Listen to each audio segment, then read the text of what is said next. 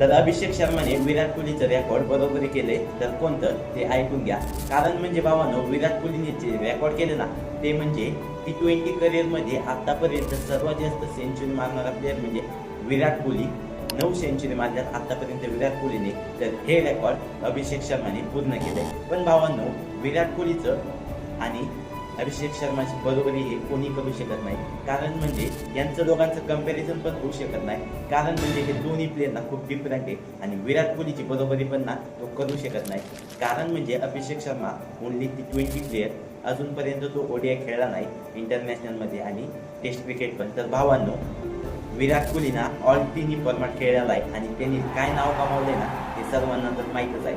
कारण त्यांनी आतापर्यंत जेवढ्या सेंचुरी मारल्यात ना हे भाऊ सचिन तेंडुलकरचं पण रेकॉर्ड आतापर्यंत त्यांनी तोडलं आहे.